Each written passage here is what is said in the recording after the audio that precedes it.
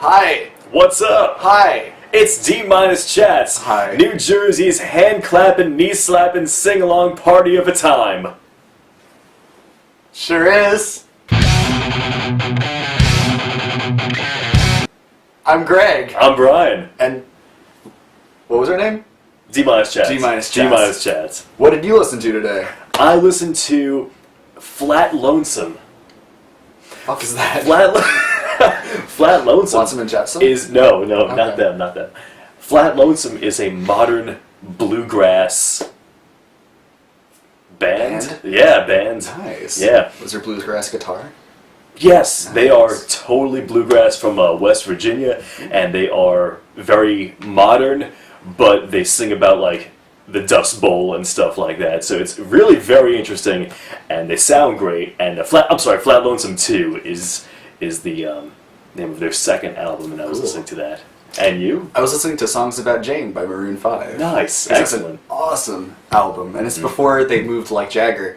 And they were funky, and they were cool, and they were grooving, and they were moving to the grooving, and they played that funky music. And it had a lot of singles on it. They released a ton of fucking singles from Yeah. that album, and some of them were really, really good. A favorite of mine is Harder to Breathe, personally. Oh yeah, it's a I great love one. that song. And that's what I was listening to today. Yes, we are doing Mount Eerie.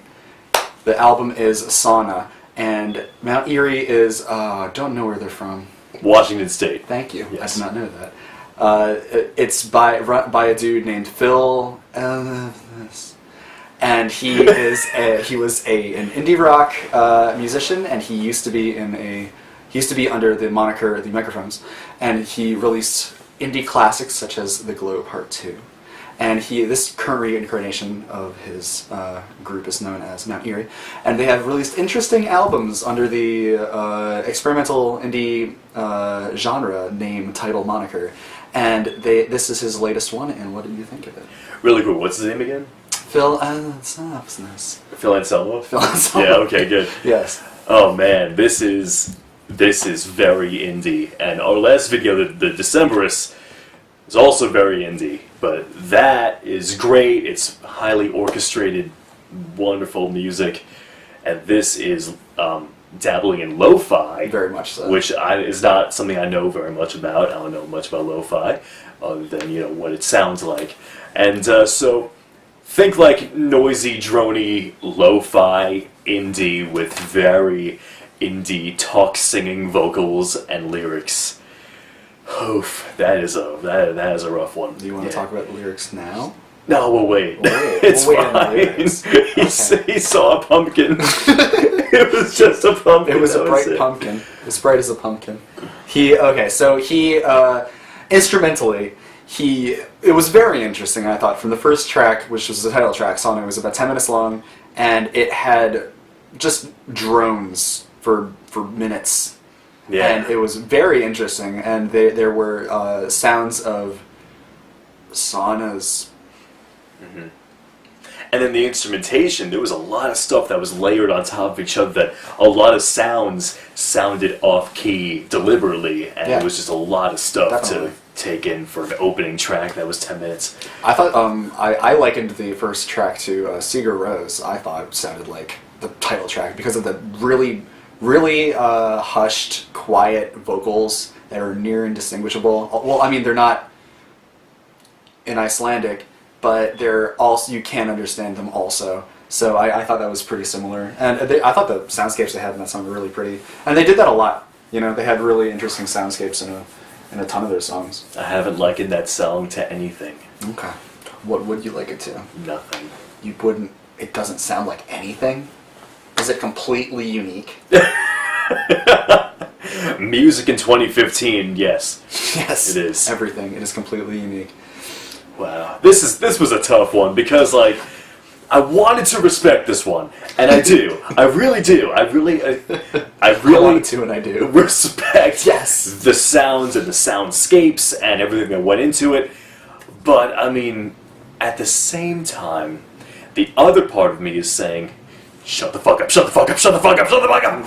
That's a very different opinion. I know, there. very. So I'm very split on this album, but I don't like it. Okay, so the other Yeah. part of you doesn't like it either? Yes. Oh, all right. But I respect it though. I really do. That's okay. What do you respect about it? Let's do that. There's a lot in this music. There's a lot of sounds and pedals. There are pedals. There's a lot of pedals. A lot of In pedals. fact, And Turmoil was the pedal song. And I thought of Mellotron. I don't know. What was the song with the organ guitar? Oh gosh, no, I don't. I'm sorry. No, I wrote it down. Emptiness with a Y. Emptiness with a Y is the organ guitar sound. Wow. Guitar, maybe? Question mark. Soundtracks for you? Oh, I had 3. I liked Spring, which was a 13-minute track, and I thought that was really good because what he did a lot, you will agree with me, is he had short songs that did not communicate ideas.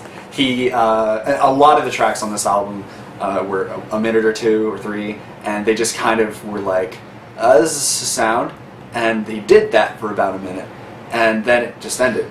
And I mean that's fine. I mean there were some cool sounds. I like the interlude song, Something in Parentheses. I thought was a really interesting song, but it was super sudden, and it was like a sound experiment. Yeah. And I thought Spring was didn't do that. I thought it like really sustained its atmosphere for a long time, which I thought was really cool. I liked that one. I liked Books, and I adored Youth. I thought that song was so fucking good, Camera. That was a good song. Yeah, thanks for listening to me.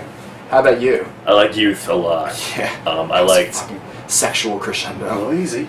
You okay? I'm losing my mind. Whoa. I did not like Books. I did. I did not like Pumpkin. I knew it. Why don't you like pumpkins? It's just a pumpkin. That's it. Like It's a bright pumpkin. He walked to a bookstore. That was a different song. It was the same Was song. it? Yeah, Oh, yeah. it wasn't in Books that he did that? Did he talk about No. Books and Books? Oh, probably, yeah. He talked about Books and Pumpkin. Did he talk about Pumpkin and Books? No, he did Oh. not. Whoa, what is this guy doing? I liked Boat. I Do did. you like the song titles? No, I don't. I don't. Alright, let's talk about lyrics for a minute. Let's talk about lyrics for a minute. Alright, you go, because you feel stronger than I do. Okay. I don't know what lyrics are. Maybe you should go first. Okay. This is me! This is my impression of the lyrics. I'm not a person where you're gonna throw on an album and I'm gonna be like, lyrics. I'm gonna listen to the instrumentation way before, for like, probably the whole time. I don't really do lyrics that much, because they're, to me, kind of inconsequential. But, in this, especially in songs like, what was that fucking, in Pumpkin, when everything, the instrumentation is really low, and the lyrics are so, like, pumpkin. When they do that, it's like, you kind of can't ignore it when he's talking about pumpkins that, like, blatantly. So, I kind of likened it to really out poetry. Like, I compared it to Current 93, to be honest. Wow. Because he has really, really weird stuff. Like, I mean, the stuff in Current 93 is weirder than this. Like, a lot weirder than this. But, I mean, you can tell the dude, Phil Anselmo, wrote, like, poetry, and he's clearly an oddball, and he put it on top of the music. And, I mean, that's fine, that's cool. I don't really, it didn't offend me. Just a side note, Phil Anselmo is not in Mount Erie. I don't know how to know pronounce this. his last name, I'll be honest. Leveris? Luvite. Okay, so, geez, lyrics. This is me now! I don't like them because, listen, I understand if it's out poetry. It totally is. If it is, That's undeniable. I totally get that, and I understand that, but he mixes that with poignant lines sometimes. And when I listen to music, I don't just do lyrics or music, I do the whole picture. And so, of course, right off the bat, I know this is very, very indie. And then I hear some of these lyrics and some of these poignant lines that end in nonsense. It's like you took every opportunity to make a point and you sabotaged yourself. I like the comedy. I love that shit. Yeah. Sabotage yourself. You just you blew it. You blew it. And so now maybe that's what this man wanted to do. To blow it? Yes. Because it's ironic. Right? Whoa, no. Right? Right? Oh, It's all a joke. It's all a joke. No. This is a very good song, genuinely. It's very good. That's how you feel? That's how I feel. That's how you really, really feel? I know it's not a joke. I know that. I'm sorry. It's a sad day. I like it. I will defend this album. I will defend them here. I think they're pretty cool. Do you want to recommend this to anyone? I wouldn't know. I don't know. I'll go to Asbury Park and be like, "Hey, you might like this." Do they like it there? Somebody will be like, "Oh, did you catch my set last night?" And I'll be like, "No." Did you? No. Oh, my bad. Well, How about you? who would I recommend this Yeah. to? This is me thinking. I'm not actually just like, duh. I would recommend this to people who like really out indie, like Neutral Milk Hotel or something like that, where you're used to stuff that's just like, what the fuck are you talking about? And like the instrumentation is very unique. Then I would say, yeah, that would be my primary thing. Like if you like Neutral Milk Hotel, you'd probably like Mount Eerie and the Microphones. That would be my thing. And that's my vote. And that's what we think. Be sure you like us and comment us, and subscribe to us. Us.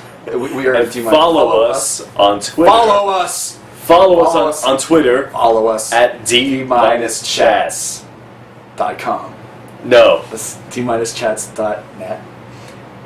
D-chats.